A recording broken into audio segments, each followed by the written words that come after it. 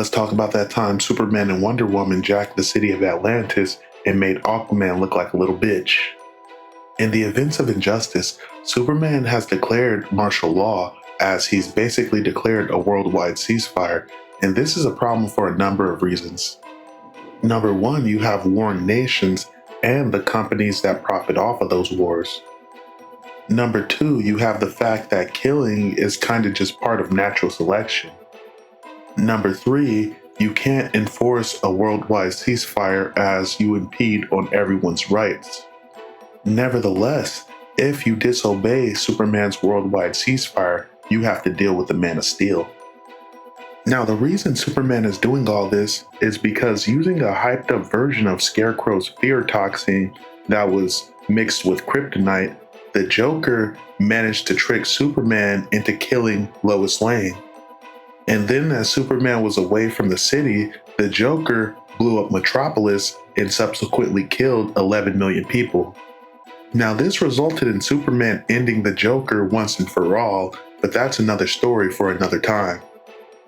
Now Wonder Woman and most of the Justice League is helping Superman enforce this worldwide ceasefire for the simple fact that who's done more to protect this world than Superman, and who's done more to protect the universe as a whole than the Man of Steel.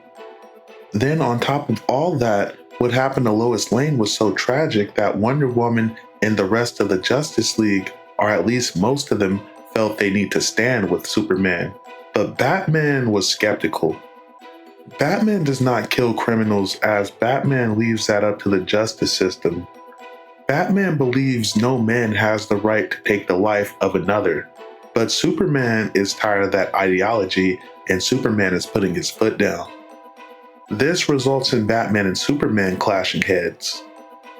Now at some point, Superman goes to the Batcave to have a one-on-one with the Dark Knight to make sure Batman is seeing things his way, but as Batman and Superman conversate, the conversation is actually getting pretty heated, as Superman is essentially telling Batman that he's willing to do what Batman seemingly refuses to do for some reason. Superman accuses Batman of loving the Joker, and that's why he let this little game of cat and mouse go on for so long. Superman claims Batman is just mad because he had the courage to finally end this little game they've been playing. And as Batman and Superman are arguing, the Justice League are still out enforcing the worldwide ceasefire, and at one point, Wonder Woman comes across a crew of sailors that are being attacked by a crew of Atlanteans. Now the Atlanteans are attacking the sailors because the sailors were killing sea creatures, but Wonder Woman tells the Atlanteans that they need to respect Superman's ceasefire as the rules also apply to them. But Aquaman tells Wonder Woman that's false, as the rules of land dwellers do not apply to Atlanteans, respectfully. Now Wonder Woman is actually being extremely nice right now, as she's telling Aquaman to simply cut this out, as she doesn't want to have to fight them.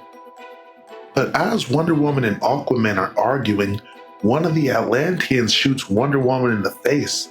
Now this pisses Wonder Woman off immensely, and she proceeds to start systematically beating the shit out of the Atlanteans, and she's shortly joined by the Justice League. And as all this is going on, Batman and Superman are still arguing in the Batcave when Batman picks up something on comms, but Superman was unaware as Superman took his comm off as he dealt with Batman. Now as Aquaman and the Atlanteans are getting their asses whooped, Aquaman proceeds to summon a Kraken in order to even the odds a bit. As the Justice League proceed to fight the Kraken, Batman gets on comms with Aquaman, and Batman is telling Aquaman to stop this madness right now because Superman will be there in a second.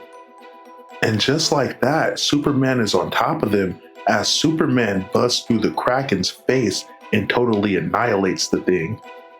Now Superman goes to confront Aquaman, and he lets Aquaman know that he needs to respect the worldwide ceasefire, but Aquaman replies that the rules of land dwellers do not apply to them, and then on top of that, he knew Superman would do something stupid, so he came up with a contingency plan because he will not be bullied.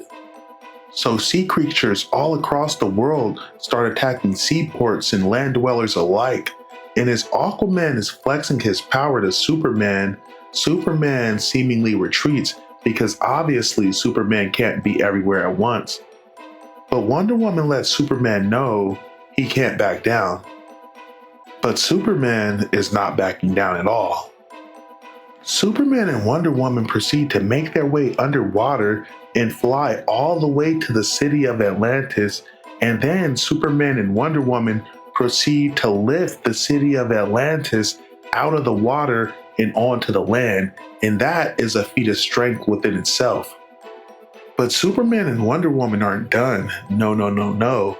As Superman and Wonder Woman proceed to leave Atlantis in the middle of the Sahara Desert, one of the hottest deserts on the planet. Now, as you would imagine, Aquaman sees this and proceeds to fold just like a little bitch. The moral of the story here is, if you're gonna fuck with Superman, make sure your name is Batman. To be continued.